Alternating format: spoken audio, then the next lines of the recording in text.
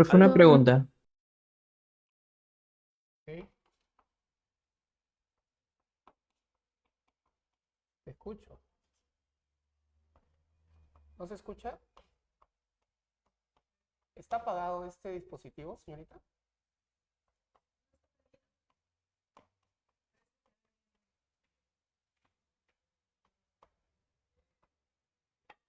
¿Sí? ¿Está prendido? ¿Alguien me habló? Preguntó algo, pero no me escuchan, ¿o sí? ¿Me escuchan? A ver, confirme. Sí, profesor, se le escucha. Ahora sí, Buenos días. sí, profesor. Buenos días. Ah, ya. Ok. Bien, vamos a hablar de filosofía política. Le vamos a poner uno en romanos porque vamos a desarrollar otra clase también sobre filosofía política que se le ha denominado doctrinas políticas, pero está dentro de filosofía política. O sea, filosofía política es el nombre de la disciplina, ¿ok? De la rama, de una de las ramas de la filosofía.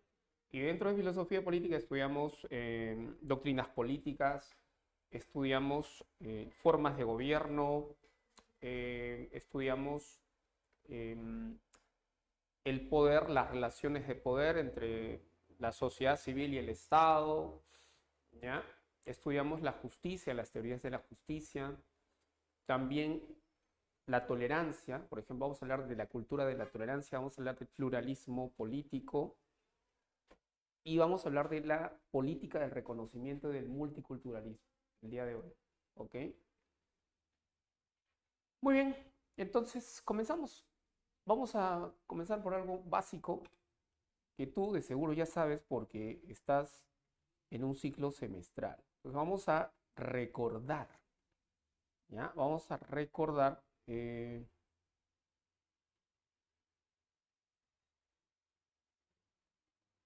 ¿ya? Vamos a recordar algunos conceptos que tú ya manejas, ¿ok? Entonces, vamos a comenzar por establecer la diferencia. A ver, ciencia política. La ciencia política estudia la,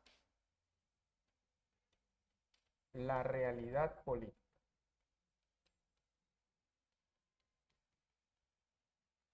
¿ok? En cambio, la filosofía política estudia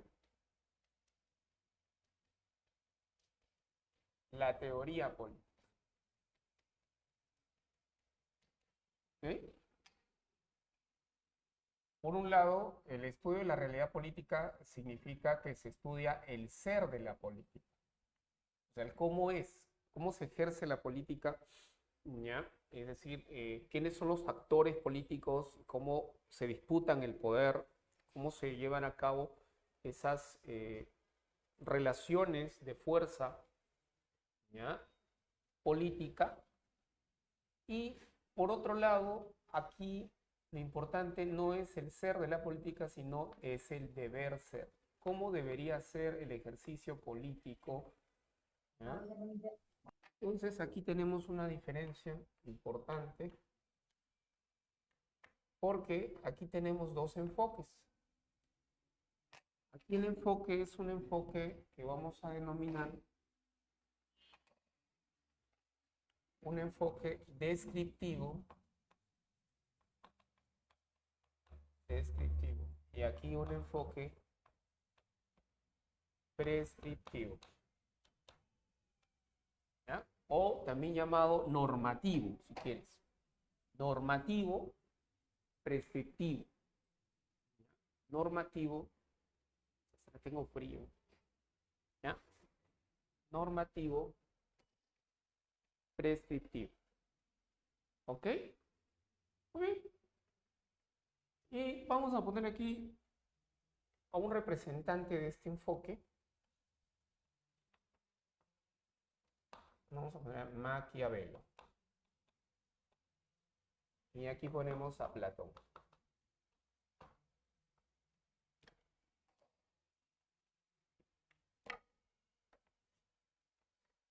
Entonces,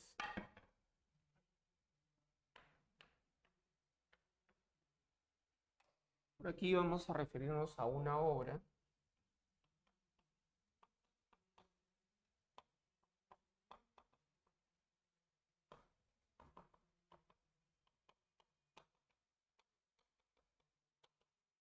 ¿Ok? ¿Y qué encontramos en esta obra? Lo que encontramos es una propuesta de realismo político. ¿Ya? Realismo político. ¿Qué significa realismo político? Significa la separación entre la política y la moral. La política se separa de la moral. ¿Ok? En cambio, en la República de Platón, lo que encontramos es una propuesta de idealismo político o de utopía, una utopía en la República de Platón, ¿no? En la que los filósofos gobiernan y se propone el gobierno de los filósofos.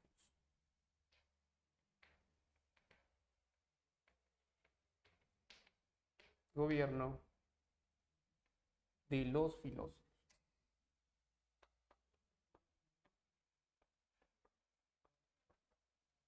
Gobierno de los filósofos.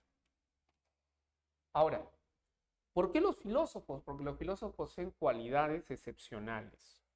¿Y cuáles son esas cualidades excepcionales? Quiero que te fijes justamente en la diferencia entre el idealismo político o la concepción clásica de la política en Platón, que era un griego, y la concepción moderna de la política que inaugura Maquiavelo con el realismo político. ¿Cómo se separa la política y la moral? En cambio, aquí, en la concepción de los griegos, aquí en la propuesta de Platón, el filósofo que va a ser gobernante no puede, ojo, separarse de exigencias morales. Es decir, el filósofo tiene que ser virtuoso. Lo moral y lo político no se separa. En la época, ¿ya? En la propuesta de Platón, el filósofo tiene dos cualidades, ¿ya? Que tienen que ver con la virtud. El filósofo tiene que ser virtuoso, tiene que ser sabio, la sabiduría, y la virtud. La virtud tiene que ver con la moral. Entonces aquí no se separa la moral de la política. En cambio, en la época moderna esto se separa, se divide. Bien. Por eso, para Maquiavelo, el fin justifica los medios. ¿Ya? El fin justifica los medios. ¿Qué cosa es el fin? El fin es el poder. ¿Y los medios son el engaño, la mentira, la corrupción. Esos son los medios que utiliza un político para llegar al poder. La mentira, el engaño, compra favores, compra la prensa para calumniar a otro político, para engañar a la sociedad. De esa manera llegan al poder. ¿Ok? Muy bien, listo.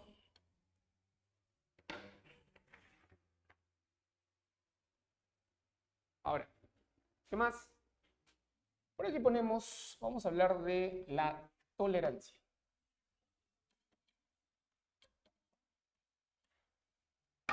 ¿Ok? Tolerancia ha venido en el examen de admisión, viene una pregunta sobre la tolerancia.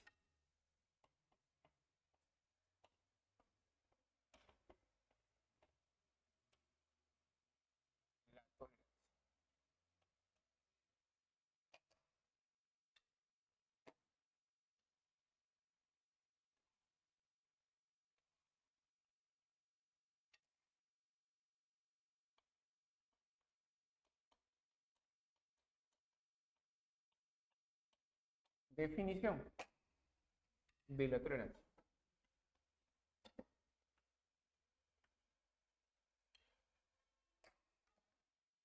¿Qué es la tolerancia? La tolerancia significa lo siguiente. Es la actitud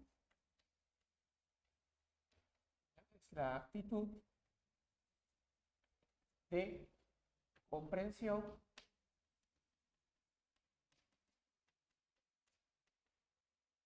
y respeto, comprensión y respeto frente a las opiniones,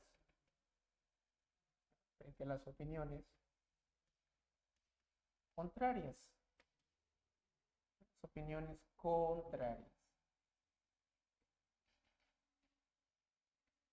contrarias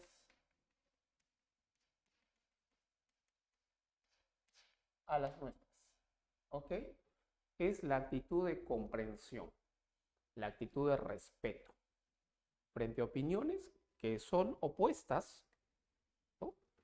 Frente a opiniones que no compartimos, no estamos de acuerdo, pero lo que hacemos es escuchar, comprender y respetar, ¿ok? De eso se trata.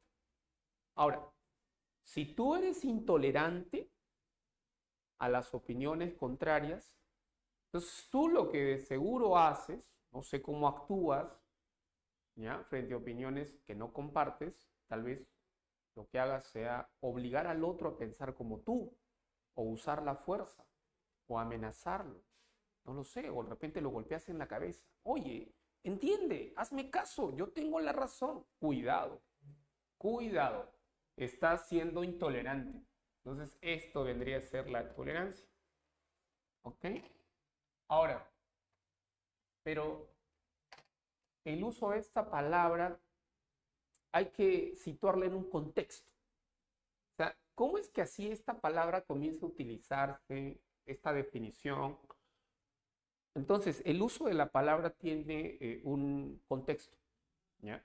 Esta palabra comienza a usarse entre el siglo XVII y XVIII, ¿ok? En un contexto de guerras religiosas, civiles y religiosas. ¿Entre quiénes? ¿Quiénes estaban en medio de estas guerras? Los católicos ortodoxos y los protestantes. Ellos se enfrentaron en una guerra civil, ¿ya? Lo cual trajo como consecuencia muertes y también, obviamente, paralizó la economía y afectó, por supuesto, la economía. ¿Ok? Las guerras, pues, afectan la economía, la industria, el comercio. Y esto preocupaba a los burgueses que estaban en ascenso, a la burguesía como clase social. ¿Ok? Ahora, van a ser dos filósofos quienes van a encargarse de promover una cultura de la tolerancia frente a estas guerras civiles. Hay que frenar estas guerras. El propósito era frenarlas, el propósito era pacificar la sociedad, evitar estos conflictos, ¿ya? Y para eso es que se promueve una cultura de la tolerancia. ¿Entiendes? ¿Ya? En un contexto de guerras religiosas. Se va a hablar de tolerancia religiosa. Se va a proponer la tolerancia religiosa. O sea, la tolerancia está ligada al ámbito religioso. Así es como comienza a usarse esta palabra y promoverse una cultura de la tolerancia. ¿Entiendes?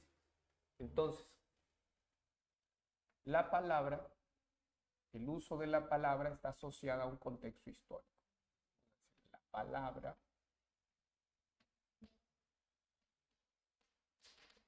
¿ya? La palabra surge, o sea, la palabra tolerancia, ¿ya? Tolerancia,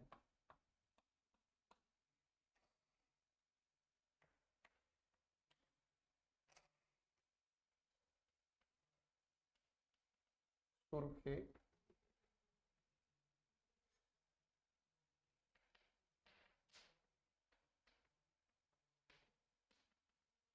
en un contexto de guerras religiosas.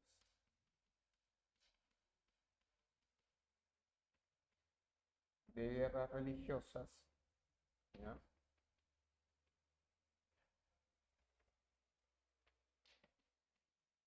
en los siglos XVII y XVIII.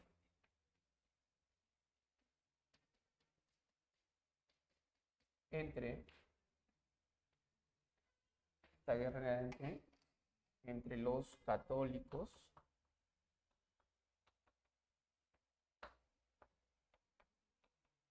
ortodoxos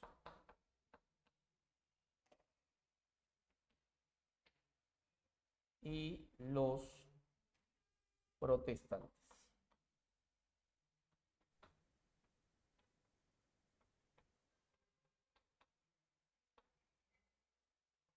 ¿Ya? Los católicos ortodoxos y los protestantes.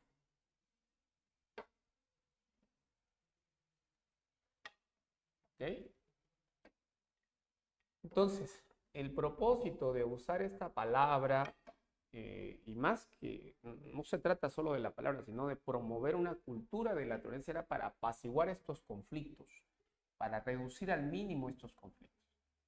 Entonces, surge en el contexto de guerras religiosas, ¿ya? Entre los católicos y los ortodoxos, los católicos y los protestantes, ¿ok?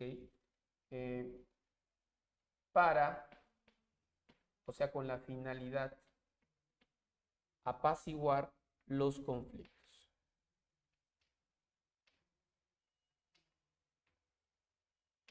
Los conflictos. O sea, para lograr una especie de convivencia pacífica.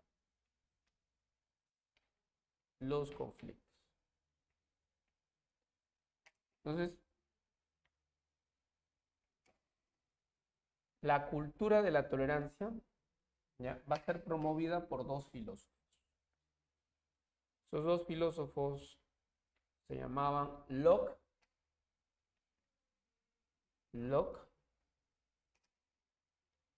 y Voltaire. ¿Ya? Locke y Voltaire, el primero un liberal, el segundo un ilustrado francés. Liberal inglés, ilustrado francés. Ellos promovieron, ¿ya?, promovieron la cultura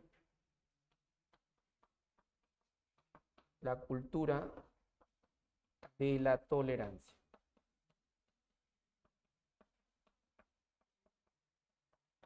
¿Ya? Promovieron la cultura de la tolerancia.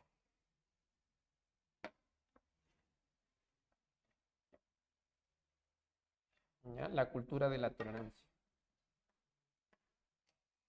¿Okay? Que es muy importante hablar de la cultura de la tolerancia, promovida por ellos. Ahora, entonces ellos van a promover la cultura de la tolerancia a través de la producción de obras, por supuesto. Los filósofos escriben obras, dictan conferencias, escriben artículos, ensayos, ¿okay? Entonces, es a través de esas obras, ¿ya?, que promueven la cultura de la tolerancia.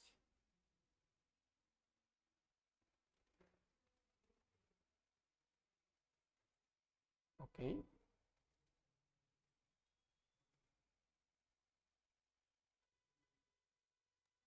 Profesor,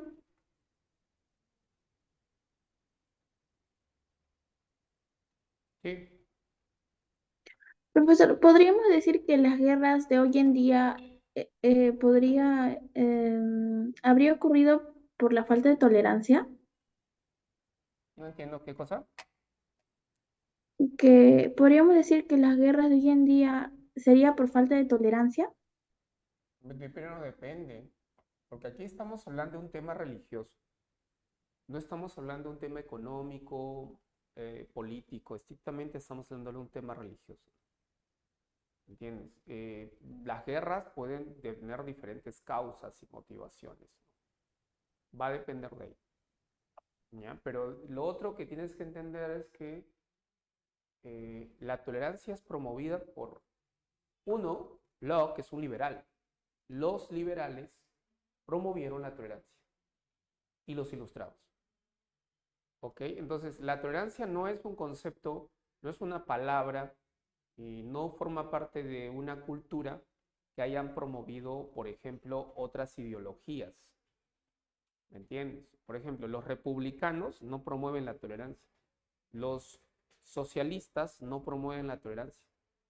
La tolerancia es un concepto o un valor social y político dentro de un determinado discurso, dentro de una doctrina política, dentro de una doctrina ideológica y política que es el liberalismo. Principalmente el liberalismo y por otro lado la ilustración.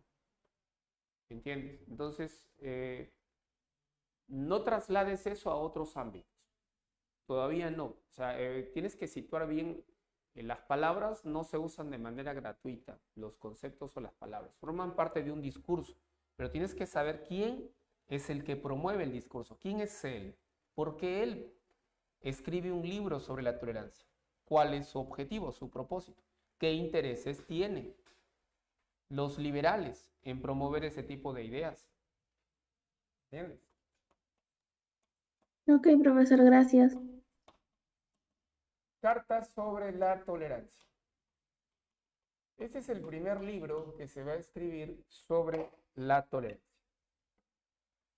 ¿Ya? Cartas sobre la tolerancia. Este librito es del siglo XVII, 1685. ¿Ok? ¿Y quién es el autor de este librito? El autor de este libro fue, ¿quién? John Locke. Antes que Voltaire fue Locke. ¿Ok? ¿Cuál es el tema de este libro? El tema es la tolerancia, pero no es cualquier tipo de tolerancia.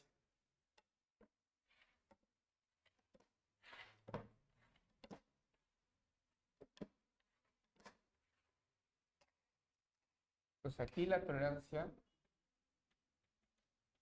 es el tema, pero es la tolerancia religiosa. Estamos hablando de religión, no estamos hablando de tolerancia política o ideológica o de otro tipo, específicamente en temas religiosos, o sea, es sobre tus creencias en Dios. ¿Ya? La tolerancia religiosa entre católicos y protestantes. ¿Ok?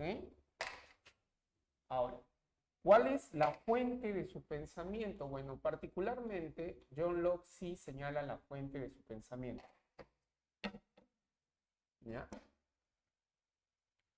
Y John Locke señala que la fuente de estas ideas, cosas que está pensando él, son básicamente la Biblia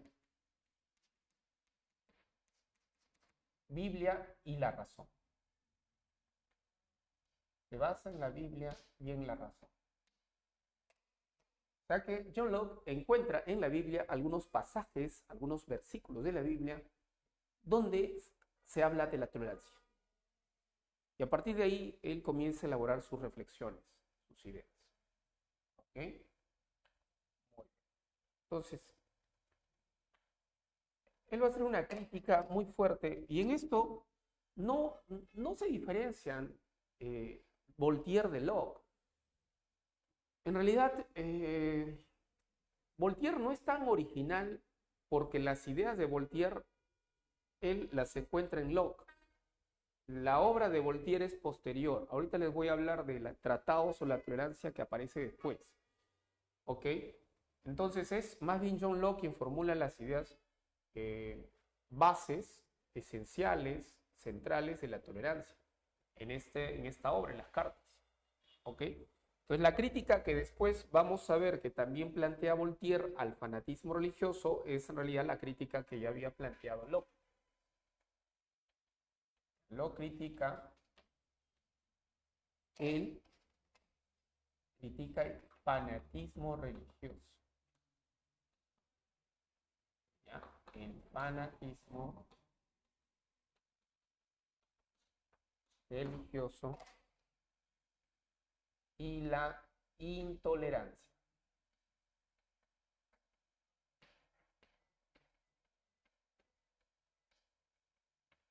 Y la intolerancia.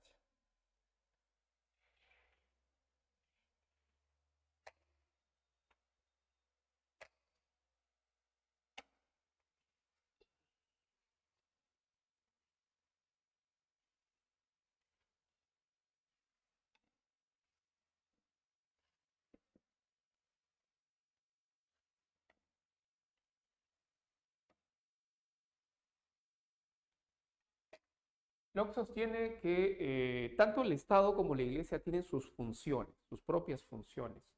¿Ya? El Estado se encarga de preservar los bienes civiles y la Iglesia se encarga de salvar las almas de los creyentes. ¿Ok? La diferencia entre un católico y un protestante es que el católico es violento, agresivo, es fanático. En cambio, el protestante es pacífico, es amoroso, caritativo. Y por supuesto, el protestante es tolerante. El católico no. El católico profesa una falsa religión. En cambio, el protestante profesa una verdadera religión. Entonces, Locke plantea ese tipo de ideas en su obra y señala que los reyes, los gobernantes, los monarcas no pueden o no deben imponer una religión por decreto. ¿Ya? El rey, el gobernante,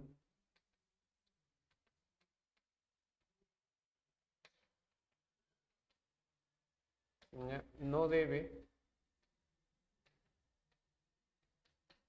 imponer una religión por decreto. Una religión por decreto. O sea, las religiones no se imponen por decreto, por un decreto ley. No. El gobernante lo que puede hacer es sugerir, exhortar al pueblo a que crean en un Dios o crean según determinadas reglas, normas, pero no puede imponer una religión. ¿Ok? Entonces, lo que sostiene Locke, ¿ya? En resumidas cuentas. Y luego aparece el libro de Voltaire.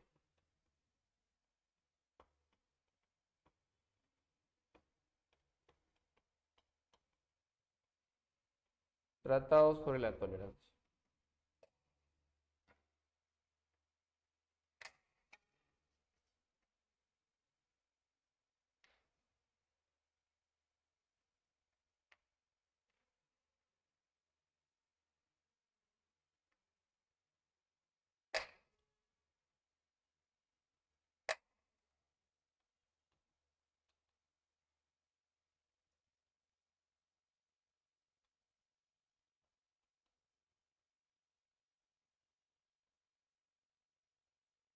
El tema es el mismo.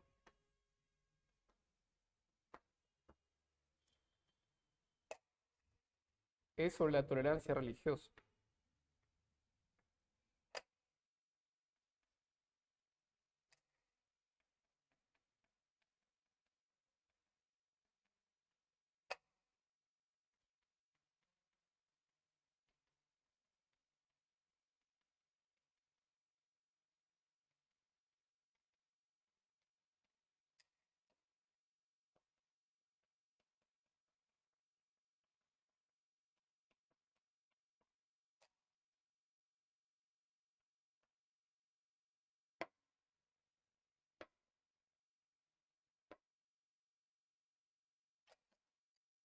La motivación ciertamente coincide con la de John Locke: apaciguar estas guerras, evitar que la economía se paralice, que la prosperidad económica, ¿no?, se paralice, se, se detenga. ¿Ok? Eh, Obviamente que detrás de todo esto se encuentran los intereses de la burguesía. Pero aquí hay otro episodio que se suma a esas motivaciones económicas, sociales o políticas, ¿ya?, que tienen que ver con la muerte de un amigo.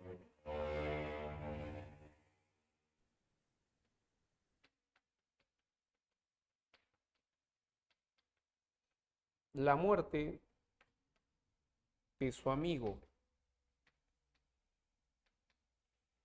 Fallece uno de sus amigos, Melchor, lo matan a uno de sus amigos.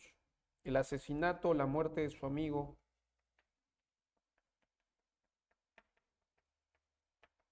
Jean Calas. Jean Calas.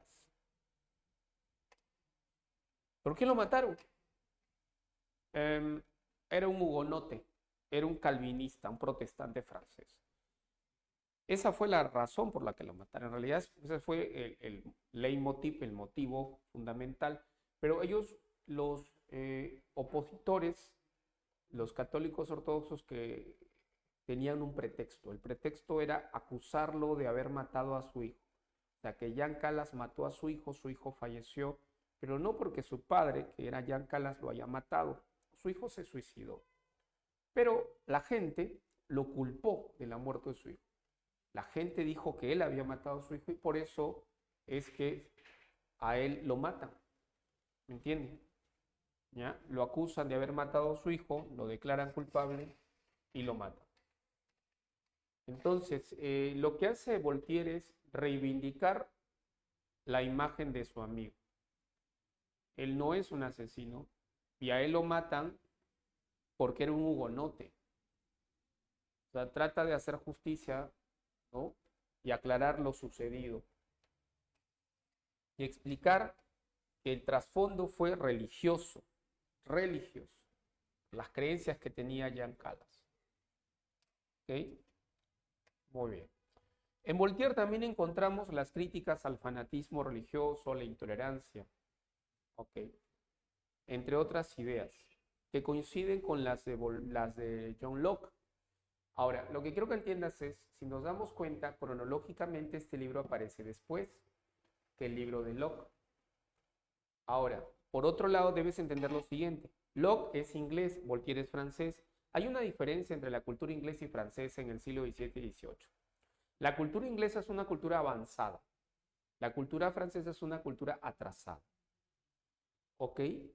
Atrasada políticamente, socialmente, su mentalidad. Los ingleses promueven el liberalismo. John Locke es el padre del liberalismo político.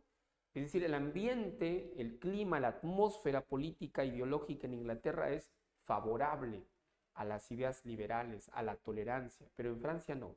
En Francia están rezagados, son más conservadores y se resisten a este tipo de ideas. Por eso es que Voltaire es un gran admirador de la cultura inglesa y es un gran admirador de John Locke.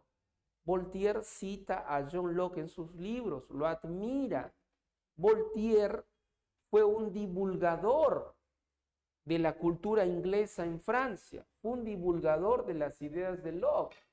O sea que Voltaire divulga el pensamiento de John Locke en su país, en Francia. En consecuencia, no hay mayor originalidad en el pensamiento de Voltaire sobre la tolerancia que lo que él ha leído de las cartas, de lo que él ha aprendido de John Locke. ¿Ok? Vamos aquí a plantear un argumento, ¿ya? Que él recoge de Locke, ¿ya? Que es muy importante, y voy a considerar también el examen de admisión de San Marcos, que ha venido una pregunta. Vino un texto de Voltaire, vino este texto, un fragmento de este texto, sobre el fanatismo religioso y sobre la intolerancia. ¿Ok? Entonces vamos a darle esta secuencia al siguiente razonamiento. ¿Ya? En primer lugar, voy a referir a la raíz del problema. Esta es la raíz del problema que se generó en estas guerras religiosas, ¿ya? Que tiene que ver con qué? Tiene que ver con el fanatismo. ¿Ya? Tiene que ver con el fanatismo religioso. Aquí está la raíz del problema, el fanatismo religioso. ¿Ok? Entonces, es el fanatismo religioso de la gente lo que provoca o trae como consecuencia que la gente sea intolerante. O sea, la intolerancia proviene del fanatismo religioso. ¿Qué es la causa y este es el efecto? La intolerancia. ¿Ok? Y la intolerancia, ¿qué es lo que provoca o desencadena? Violencia. ¿Entiendes? Uno, fanatismo religioso. Dos, intolerancia. Y tres, violencia. Es eso lo que ocurrió en Europa, en esa guerra religiosa entre católicos ortodoxos y protestantes. El fanatismo religioso condujo a esto, y esto condujo a la violencia. ¿Entiendes? Entonces, tanto Locke como Voltaire analizan esa problemática y argumentan de esta manera. En el examen de San Marcos preguntaron por la intolerancia, o sea, ¿a qué se debe? ¿Cuál es la causa? ¿Por qué la gente es intolerante? Y lo que conduce a la violencia. Entonces, la respuesta es que el problema está en justamente el fanatismo religioso que obnubila, te ciega, ciega tu mente, obnubila tu mente, oscurece tu mente, de tal manera que la gente razona mal. O sea, la intolerancia es consecuencia de un error en el razonamiento, en el pensamiento. O sea, la gente piensa, razona de manera equivocada. O sea, tiene que ver con un error en el razonamiento, en el pensamiento. La gente no razona bien, no piensa bien, pero justamente no lo hace por esto. Esto le impide razonar bien, pensar bien. Y como no razonan bien, no piensan bien, son intolerantes. O sea, la intolerancia como actitud es consecuencia de un error en nuestro pensamiento, en nuestro razonamiento. Razonamos mal, pensamos mal. ¿Ok? Entonces, eso es lo que podemos encontrar en estos dos filósofos, inglés y francés, ilustrado, ¿no? Y el representante de la ilustración, del liberalismo y de la ilustración.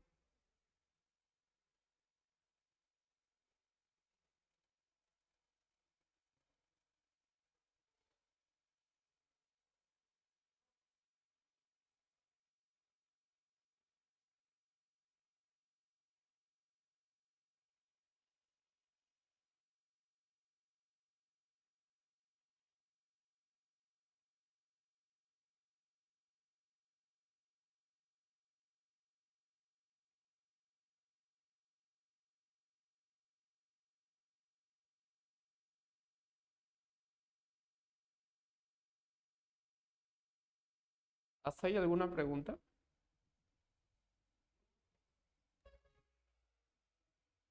Todo claro, profe. Ok, profesor.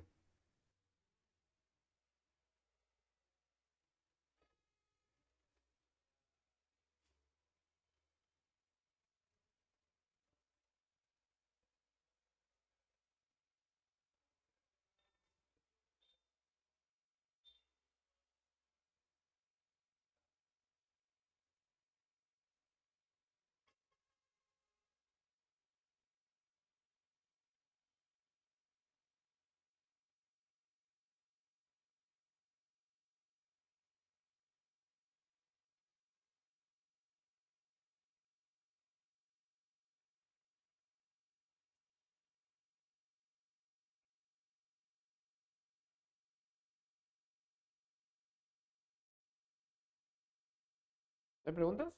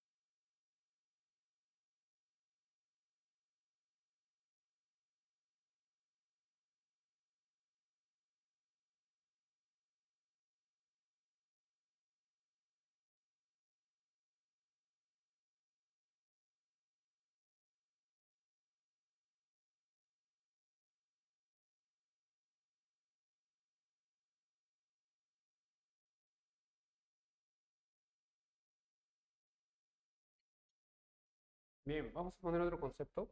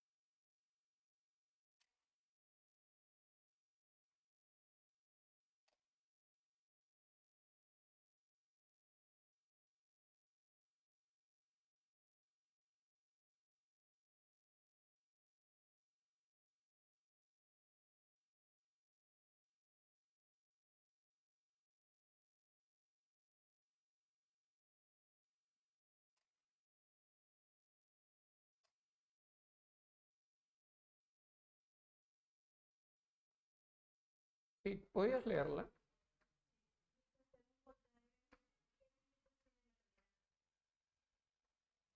La intolerancia.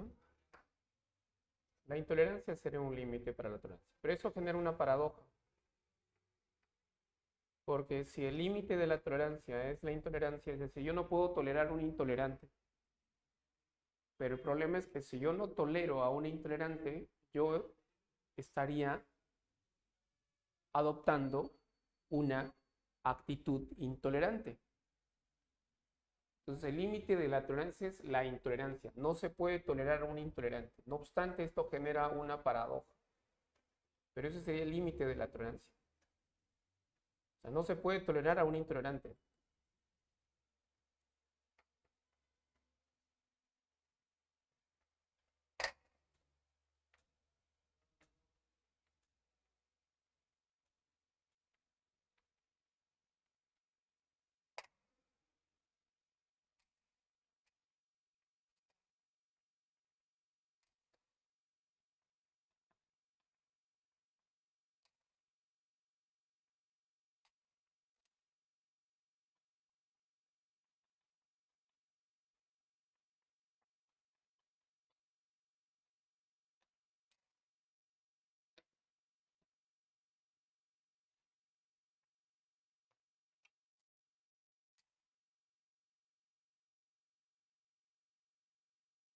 Bien. El pluralismo, ¿ya? Es otro concepto importante, al igual que la tolerancia, en el marco de una democracia liberal. O sea, solo es posible la práctica del pluralismo, el ejercicio de pluralismo político, ¿ok? Una situación de pluralismo político en el marco de la democracia liberal. O sea, en dictaduras, en un régimen de dictadura, en una situación de dictadura, en una situación totalitaria, no hay pluralismo, no hay tolerancia. La tolerancia y el pluralismo solo son posibles en el marco de la democracia liberal. ¿Entienden? Entonces, Robert Dahl es un teórico, es un filósofo político norteamericano que tematiza, ¿no? Define, analiza esta propuesta del pluralismo político en el marco de la democracia liberal, ¿ya? En su obra Poliarquía. Entonces, el pluralismo es la vida social, la vida política fundada en múltiples fuentes de autoridad.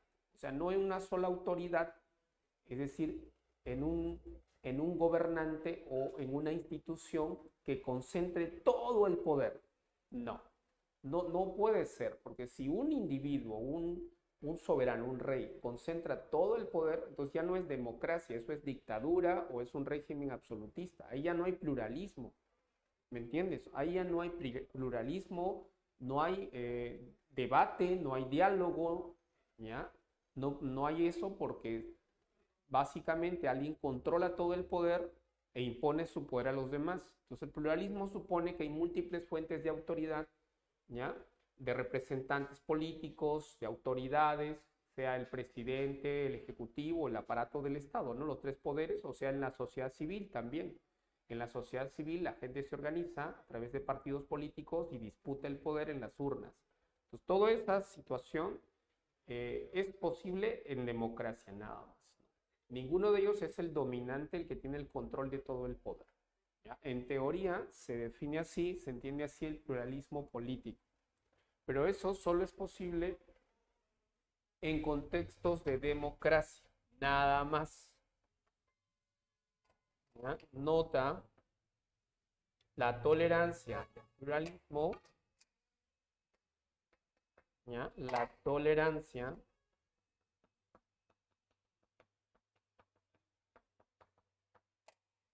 y el pluralismo,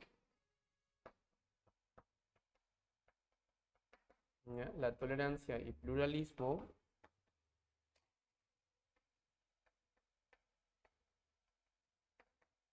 solo es posible, ¿ya? En el marco, ¿ya? En el marco, ¿ya? De la democracia liberal. ¿Ya? De la democracia liberal.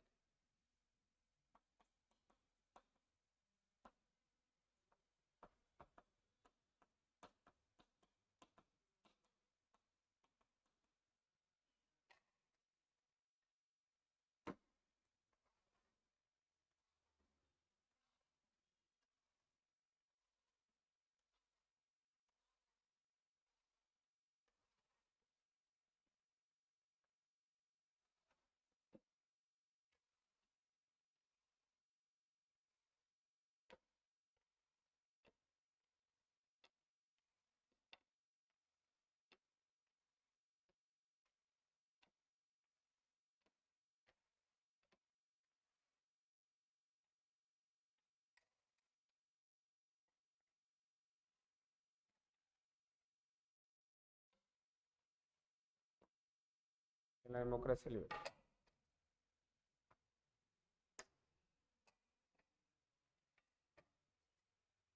¿Ok? Bien.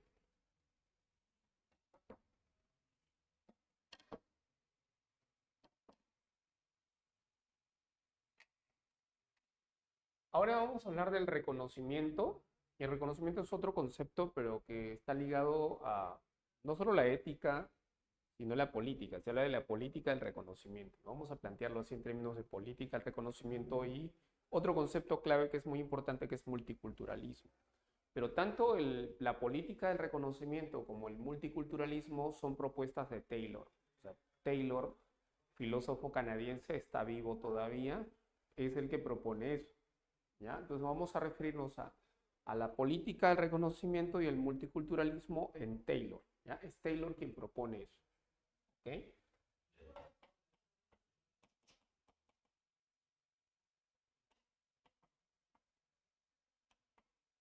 Política del reconocimiento.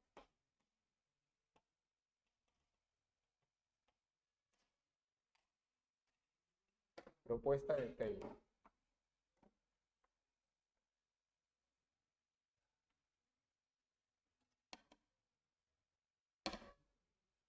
Política del reconocimiento.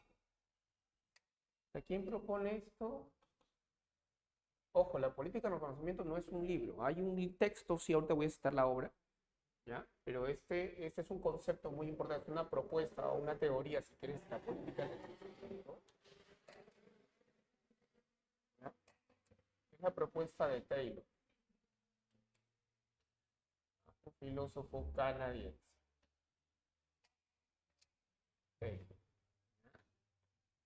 Esta propuesta de su política del reconocimiento aparece en una conferencia titulada Multiculturalismo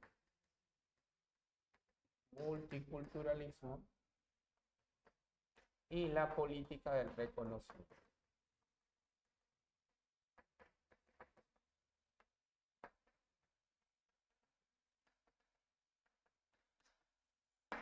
¿Ya? La política del reconocimiento. Es una conferencia del año 1990. ¿Ok? Entonces, ¿qué es lo que sostiene Taylor en esta conferencia sobre la identidad y el reconocimiento? La tesis principal de Taylor, su tesis principal,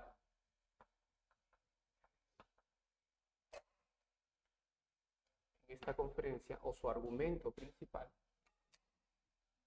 es que la identidad, dice Taylor, la identidad, esa identidad puede ser la identidad de un individuo, yo, o sea, entender la identidad como yo, es decir, un individuo, Juan Pepe.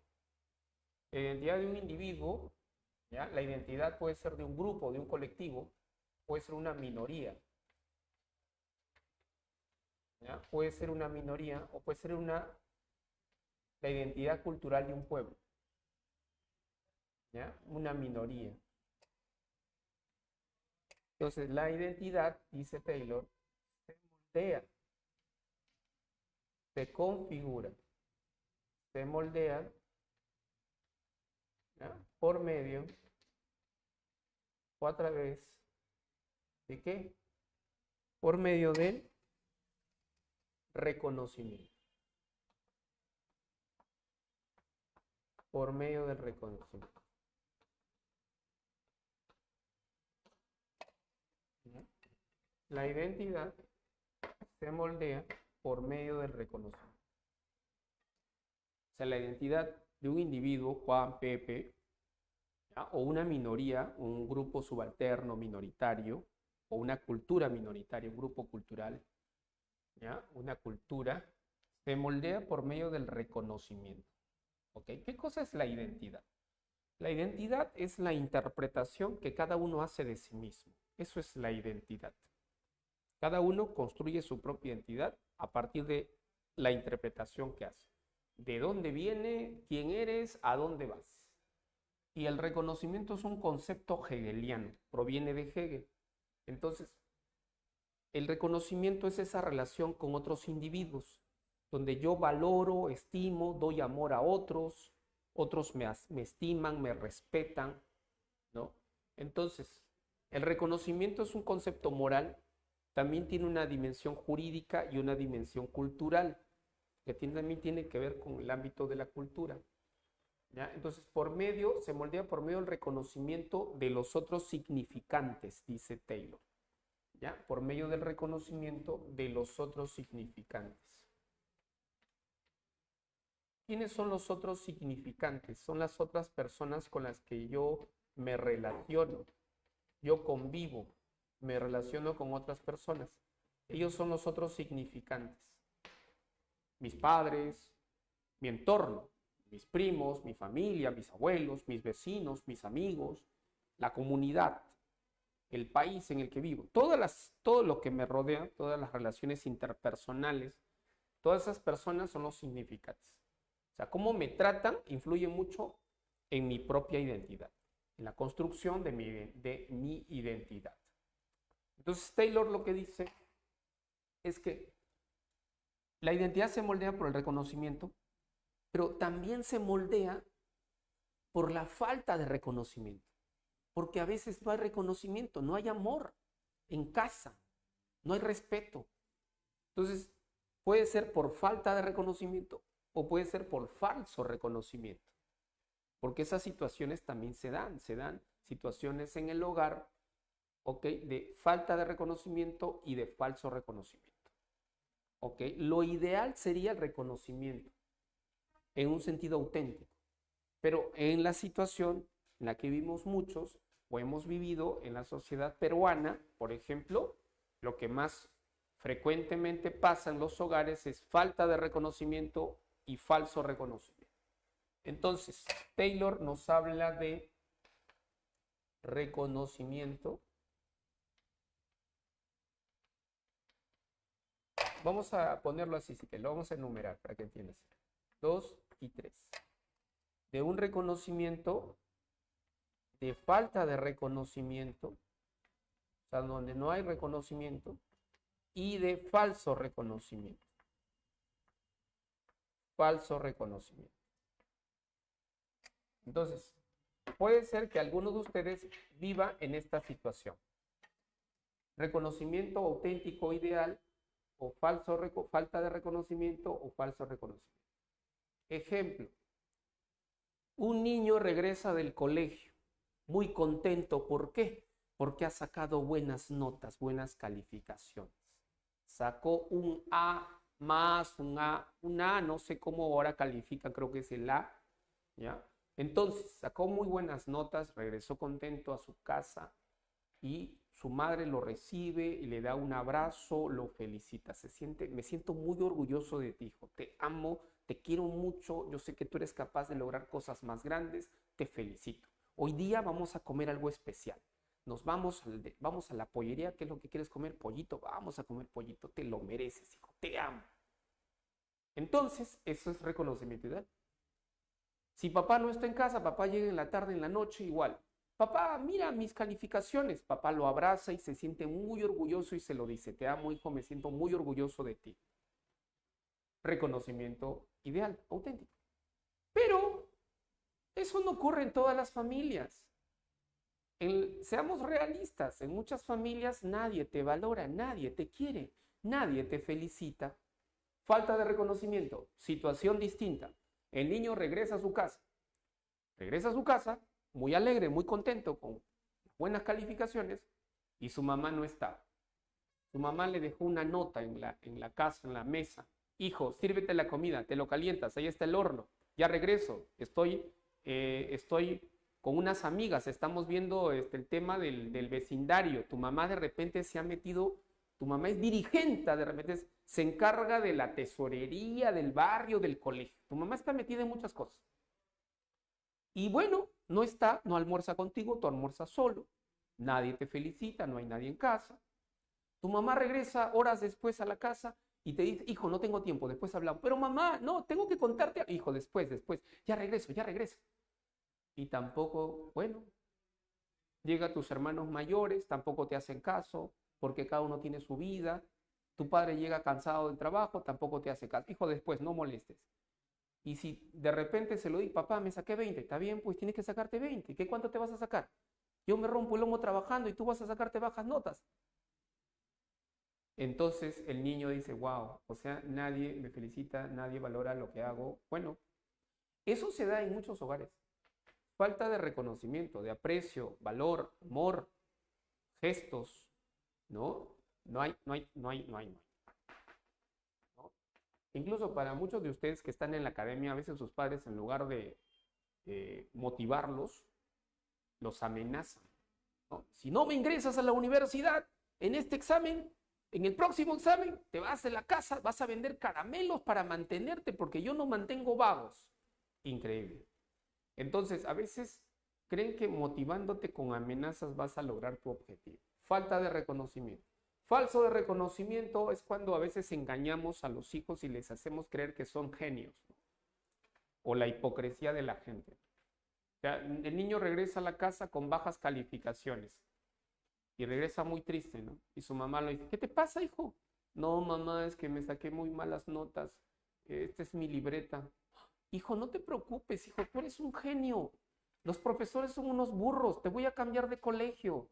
Y esas son las madres, típicas madres que cambian de sus hijos de colegio cada año, ¿eh? Hay ese tipo de madres que dicen que sus hijos no son el problema es el colegio, el problema es la academia.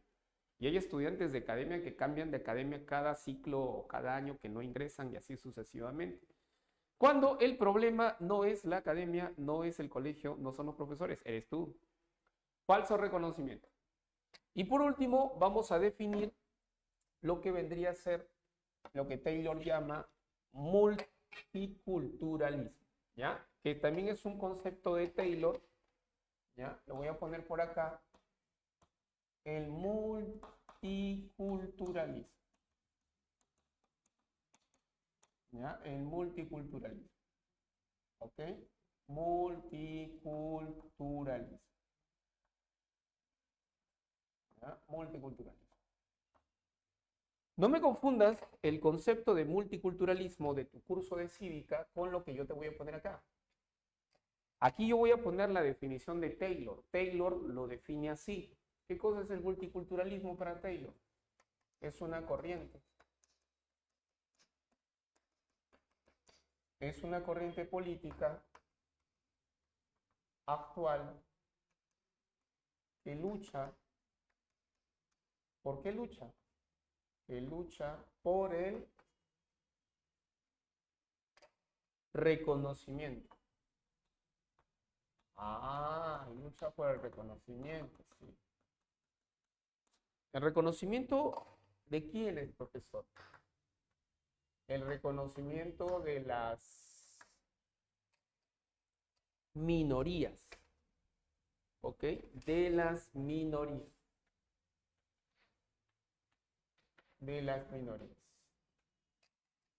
¿Ya? Por el reconocimiento de las minorías. Profesor, pero ¿a qué te refieres con minorías? Minorías. Las minorías o grupos subalternos son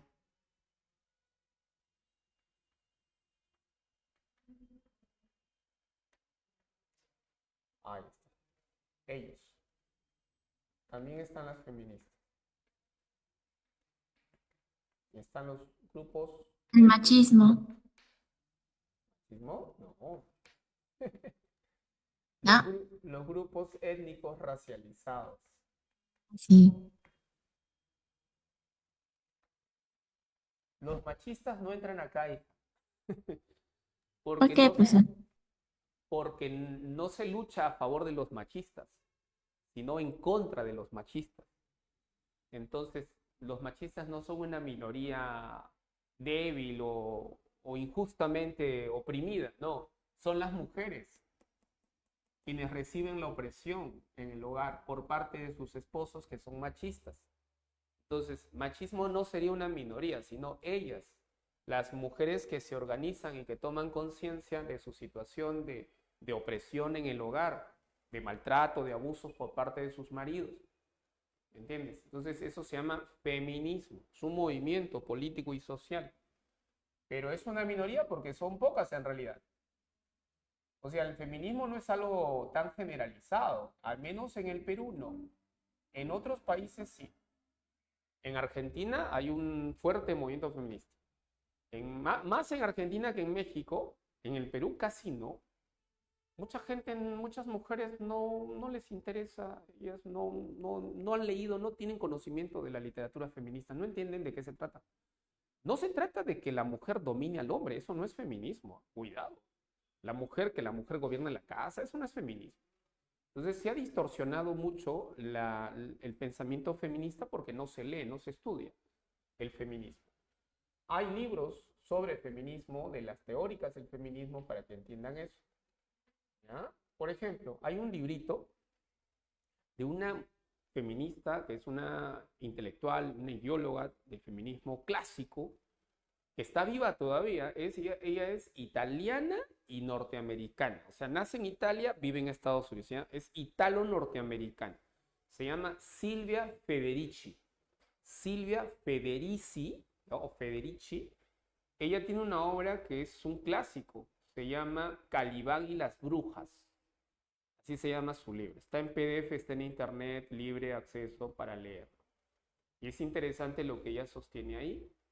¿Ya? Lo que ella dice, en resumen, es que la economía doméstica O sea, las amas de casa, las mujeres como amas de casa, son la base económica del sistema capitalista. O sea que el sistema capitalista no se puede mantener, no se puede sostener sin la economía doméstica. Es gracias a esas mujeres que trabajan en casa, que son amas de casa, que la economía capitalista se sostiene. Porque son ellas quienes reproducen la vida y reproducen, ojo, la economía. ¿Cómo? Son ellas las madres que dan a luz a esos bebés que se convierten en hombres y que son mano de obra, que se convierten en profesionales y que luego se insertan a la industria, a la economía, al comercio. Son ellas, ¿entiendes? Y por otro lado, es que en realidad, si te pones a pensar en eso, son ellas las que se encargan del cuidado de los hijos, del marido, etc. Entonces, la economía capitalista se sostiene principalmente sobre la base de la economía doméstica. Claro que los economistas liberales no entienden eso y no lo aceptan. Dicen, ¿qué? Pero si la economía, en mi curso de economía, profesor, las amas de casa, eso es, ellas representan la población económicamente inactiva. Claro, eso es lo que dicen los teóricos de la economía liberal, pero desde otra perspectiva, en realidad, son ellas. ¿Qué sería del mundo capitalista del sistema sin las amas de casa? Sus maridos, ¿cómo podrían sostener el hogar? O sea, imagínate un hogar, ¿no? Sin una ama de casa, sin una madre que cría al bebé, que eduque, y que luego ese bebé se convierte en un profesional que trabaja en una empresa. Entonces ella comienza a plantear la lucha por el salario el salario doméstico, a la economía doméstica. Pero eso es algo que aquí nosotros no ni lo pensamos ni lo analizamos porque aquí, bueno, nuestro país no es Estados Unidos, no es Europa. ¿Entiendes? Y ese tipo de literatura no es algo que normalmente se lea por aquí. Eso probablemente leas en la universidad si es que alguna vez llevas algún curso o te dan a leer esos libros. ¿Entiendes? ¿Ok? Pero es importante saber y conocer todo eso, ¿ya? Y no quedarse simplemente con la versión hipócrita, esa versión falaz que a veces difunden en los medios, ¿no? Cuando te hacen creer que las feministas son las que quieren dominar a los hombres. Sí, esas son feministas, ¿no? Las que controlan al marido. No, eso no es feminismo. ¿Qué cosa es eso? Increíble. Muy bien. Rápidamente vamos por aquí con lo siguiente. A ver, por aquí vamos a terminar con Fraser. ¿Ya? Nancy Fraser.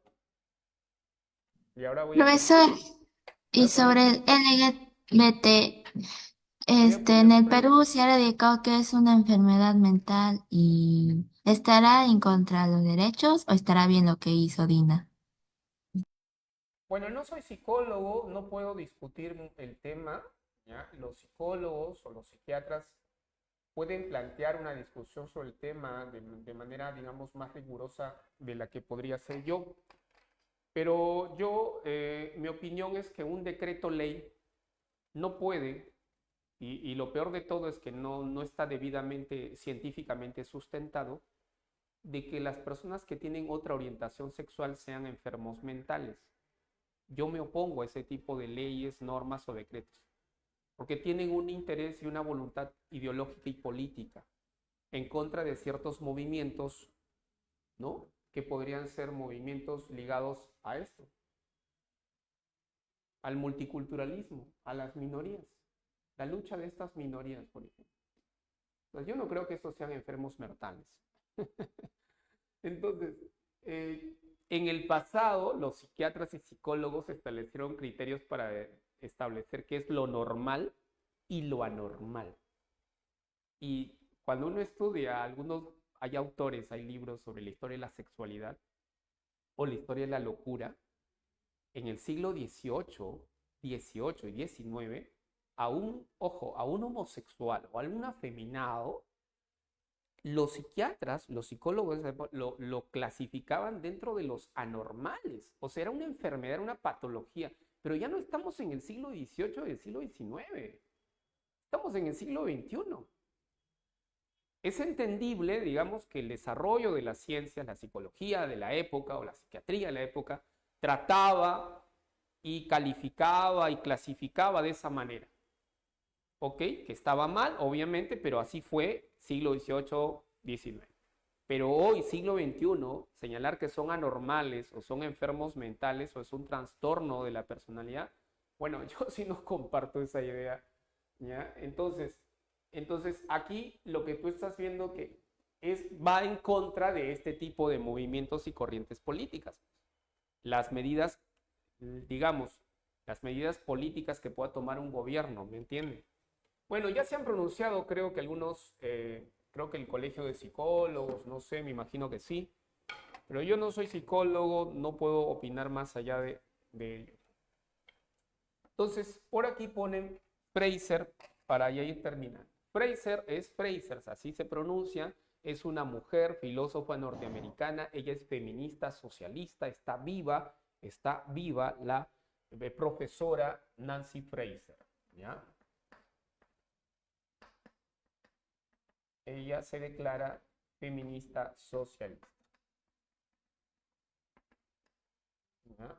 Debe tener por lo menos unos 60 y tantos años, creo que ya está llegando a los 70 años. Es reconocida mundialmente por sus obras, por su teoría de la justicia. ¿Ya? Entonces ella va a plantear su teoría de la justicia. Bueno, hay dos etapas de Fraser, la primera y la segunda. Voy a estar en la primera Fraser, ¿ya? Básicamente. Entonces ella, estamos hablando, vamos a poner más o menos desde el año 95 hasta el año 2008, ¿ya? Ella va a plantear una teoría. En este contexto, ella va a formular o va a plantear una teoría, ¿ya? Que se conoce como la teoría bidimensional. Bidimensional de la justicia. ¿Ya? Así se denomina. La teoría bidimensional de la justicia. Bidimensional significa dos dimensiones, tiene dos dimensiones. También se le llama teoría del dualismo normativo. Dualismo 2, bidimensional 2.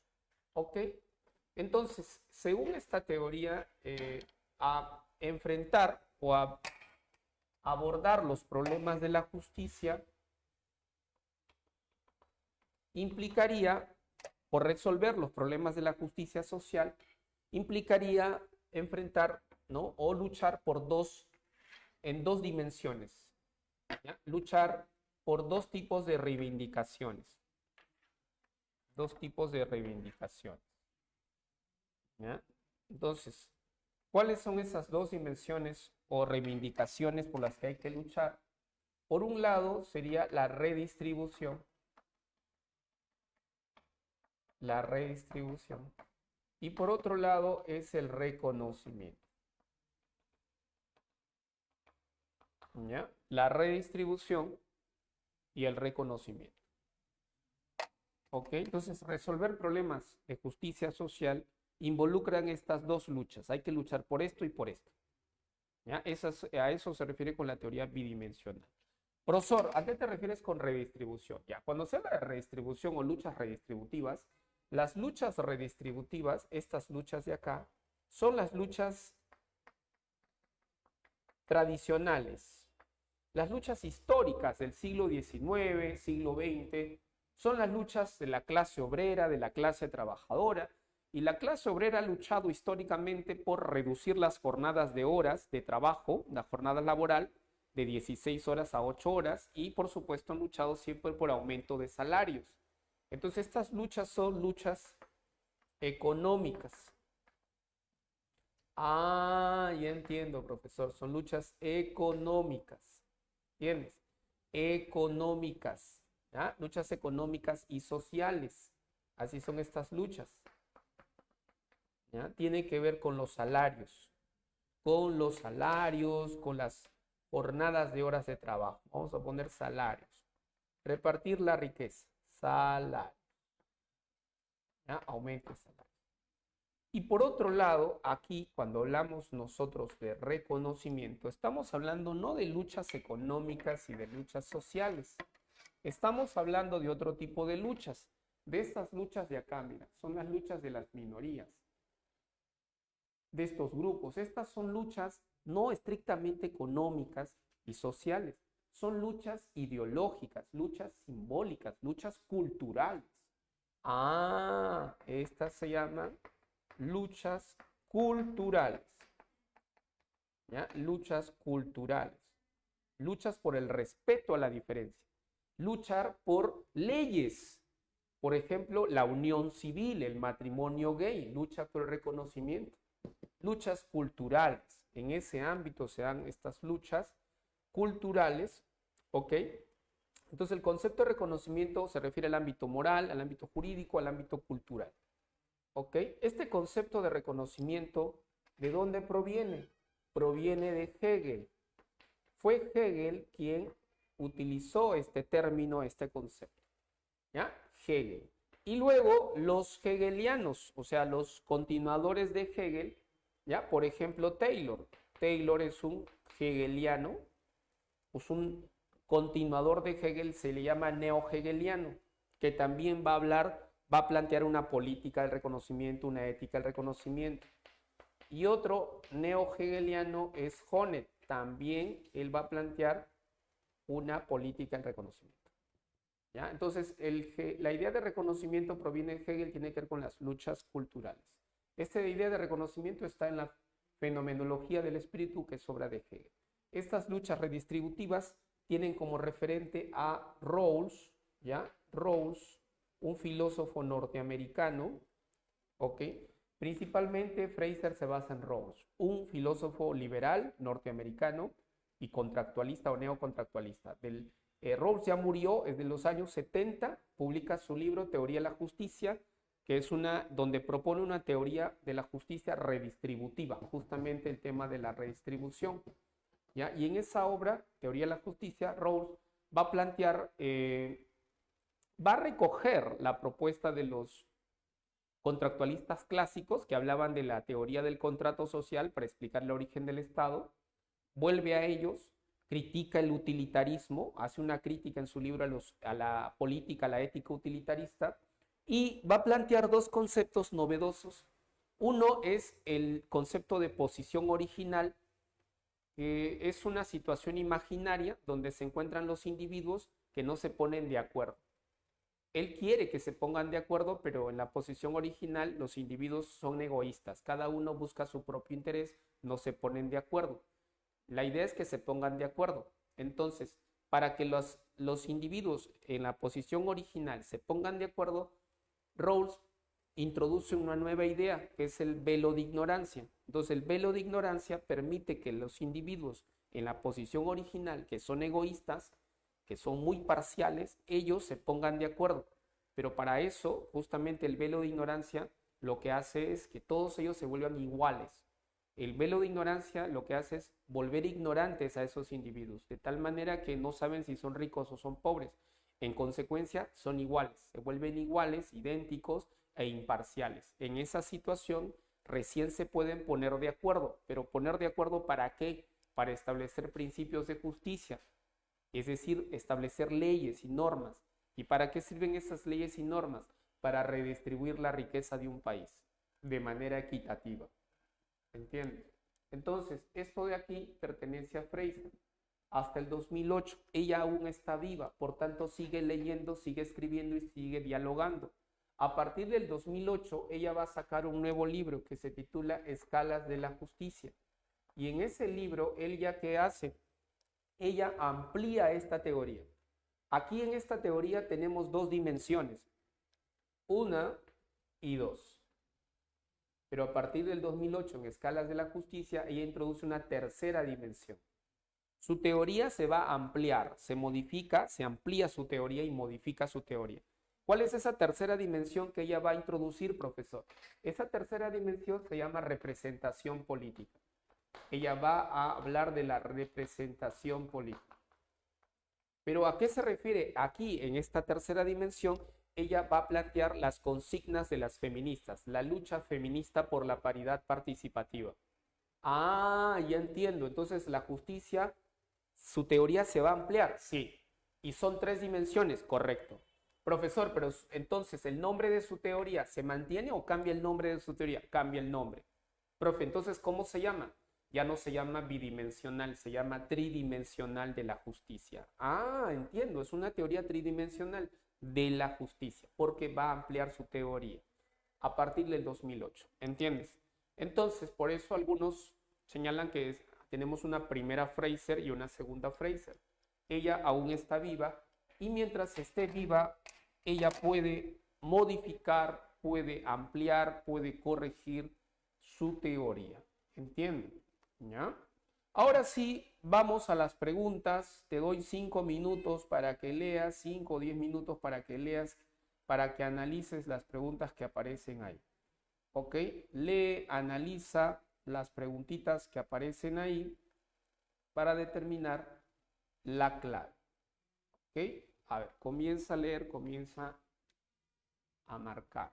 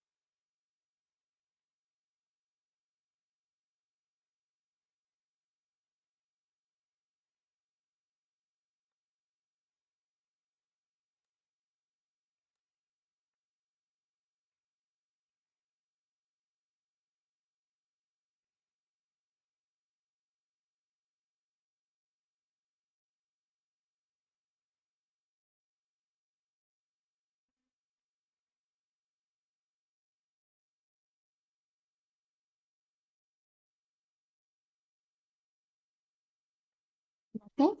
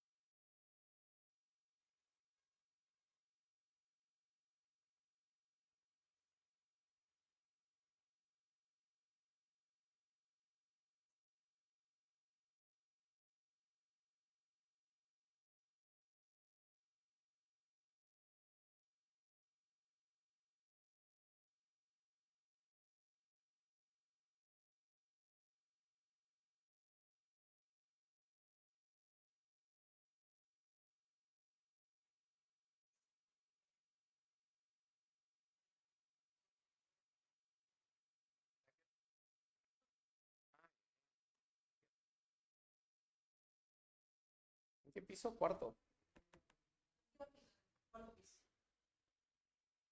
Ok.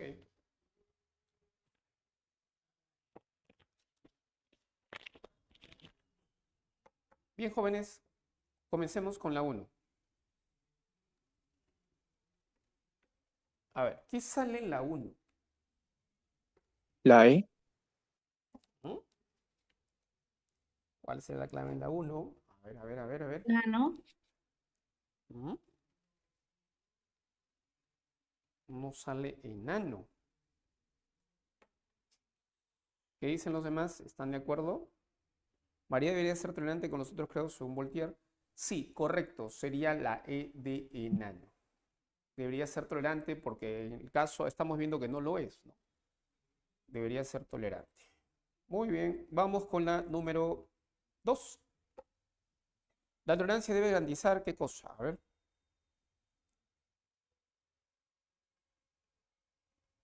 Casa. ¿Casa? Casa.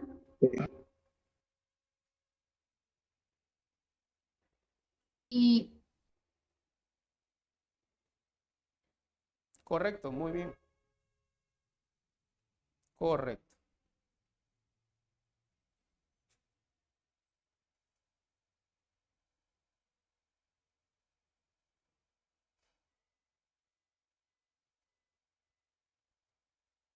Tres.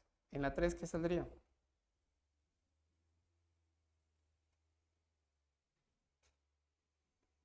¿Qué podemos concluir según el texto?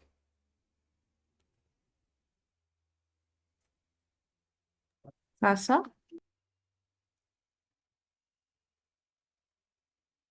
No, casa no. La D. Porque no, la intolerancia o la tolerancia, la discusión no es en torno a la libertad. No se está discutiendo la libertad como fundamento de la intolerancia o la tolerancia.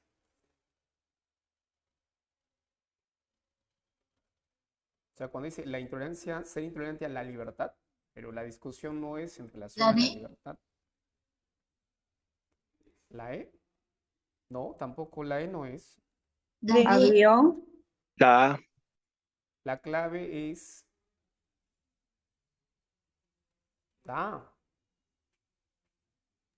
Clave es avión. Tolerar la intolerancia, es decir, el límite de la tolerancia es la intolerancia, pues. Tú no puedes tolerar al intolerante, mejor dicho. Entonces ese sería el límite. La clave sería avión. Es ir en contra de la libertad, pues, a partir del texto. 4. Número 4, La ¿cuál D. sería la clave? Dedito. dedo, La profesor. La 4 sería la correcto. Provoca la destrucción de los valores como la dignidad y el respeto. Correcto. 5.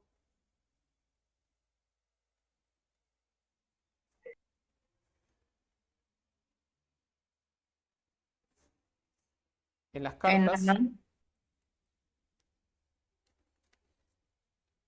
¿cuál? ¿En la E?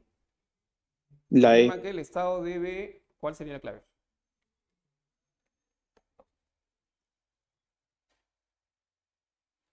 La E, profesor. La B, cada persona debe cuidar su propio bien en toda situación. E. enano, E. enano, Enano, enano. E. Clave, enano. 5, enano. El Estado no puede imponer una Ah, forma de la E. pensar o de creer. Correcto. 6. ¿Cuál será la 6? Del texto podemos señalar que en la número 6. A ver, ¿cuál sería la 6?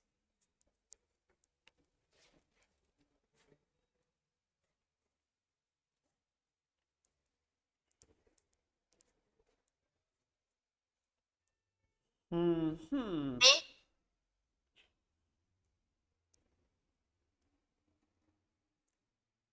La E. La B.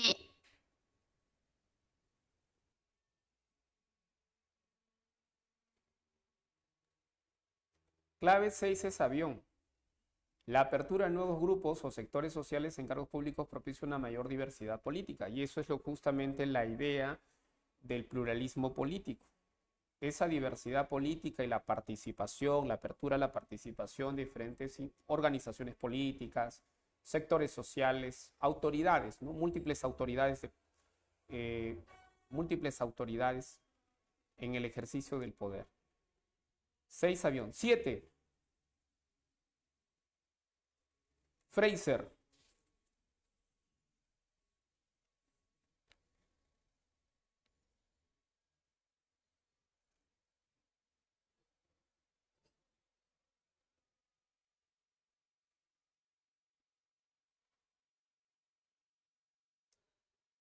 La B. Está hablando de las economías nacionales y de lo transnacional, de lo que rebasa el marco de las naciones, ¿no? En relación a la justicia, a las luchas sociales. Podemos concluir en la actualidad para Fraser, la clave sería la B de burrito. La justicia ya no puede ser comprendida solo en el marco, los límites nacionales. Burrito, 7 burrito. 8, de tal manera que para María lo que la población exige está en concordancia. ¿Con qué estaría en concordancia? Casa. La clave sería la C, correcto. La teoría de la redistribución, el reconocimiento de Nancy Fraser, o sea, la teoría bidimensional de la justicia, ¿no? Correcto, casa, 8 casa. 9, los últimos estudios muestran que aun cuando la mujer empieza a ser reconocida en el ámbito académico laboral, los salarios que reciben son inferiores a los que los varones, a pesar de que realizan las mismas funciones, las mismas actividades. ¿Qué diría Fraser al respecto? La B. La B. La B. La clave sería la B, correcto. No basta el reconocimiento, es indispensable la redistribución económica. Muy bien, correcto. 10.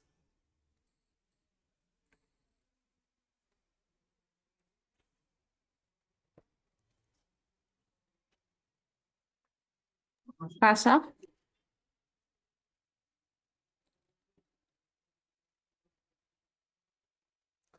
Correcto, concuerda con la idea de la posición original de Rawls. La posición original es una situación imaginaria, es una hipótesis, es una suposición de que los individuos viven de manera egoísta, enfrentados unos con otros, peleándose todo el tiempo, nunca se ponen de acuerdo. Para que se pongan de acuerdo es necesario el velo de ignorancia, volverlos ignorantes a todos, de tal manera que se olvidan de sus diferencias y en consecuencia se ponen de acuerdo. Es eso lo que propone Rawls. La C. Casi. 11. La crítica de Rawls, según el texto, es la crítica al utilitarismo. Hay una crítica al utilitarismo. ¿Ok? Clave la B, 11 burrito. Y la 12 y última, en términos de Rawls, una sociedad justa sí, solo sí. Casa. La C. C. Claro, todos los ciudadanos gozan de los mismos derechos que establece la ley, ¿no? Todos. Los principios de justicia rigen para todos. Correcto, así es. La teoría de Rawls se le conoce como la teoría redistributiva de la justicia. También se le conoce como la teoría de la justicia como imparcialidad. Así se le llama. Teoría de la justicia como imparcialidad. Claro, porque las partes contratantes se vuelven iguales y se vuelven imparciales e idénticas. Y de tal manera que en esas condiciones se pueden establecer leyes, normas, principios de justicia, ¿ok?, que establezca una sociedad equitativa o igualitaria. Pero no en términos de comunismo, ¿eh? Rawls no es comunista, Rawls es un liberal. ¿Ya? En realidad su teoría es una teoría en el que se plantea una síntesis. Rawls articula la teoría liberal con la teoría del estado del bienestar, ¿ya? Plantea una articulación entre estas teorías. ¿Ok? Muy bien. ¿Alguna pregunta, duda antes de que me retire? Profesor, en la número 11, la clave es utilitarismo porque Rawls está en contra, digamos, o considera que la justicia no tiene que ver con intereses sociales, ¿verdad? No. ¿Qué cosa es el utilitarismo, señorita? Eso lo abordamos en una clase anterior. Principio de la utilidad. ¿Usted se acuerda en qué consiste el utilitarismo? ¿Cuál es el problema del utilitarismo? Es que cuando tú decides, por ejemplo, salvar, ¿recuerdas el dilema del tren? Sí. Salvas a 3 y sacrificas a uno. Tienes que o salvas a tres o sacrificas a uno. O salvas a uno, ¿no? Si salvas a uno, sacrificas tres. Entonces, ¿qué es lo que dice el utilitarismo? Dice maximizar el placer, el bienestar para el mayor número de personas. Ya, pero si tú estás pensando en la mayoría, no estás pensando en la minoría. O sea, tienes que sacrificar una minoría y esa minoría está descontenta. Entonces, la decisión que tú tomas para la minoría es injusta la decisión, porque está sacrificando a la minoría. Rawls critica eso. O sea, una política no puede contemplar sacrificar a un sector de la sociedad, a una minoría, porque lo más importante es la mayoría. No, no es así. Rawls está criticando eso, porque eso es lo que supone lo que plantea el utilitarismo. De todas maneras, siempre hay una minoría descontenta y perjudicada o sacrificada cuando se toman decisiones políticas. Pero no se puede dejar de lado a esa minoría. Justamente pensando en esa minoría es que, bueno, no Rawls, sino Taylor está pensando en una minoría social, excluida, históricamente marginada, ¿no? Discriminada. Entonces, ¿en qué pensamos? Solo en la mayoría,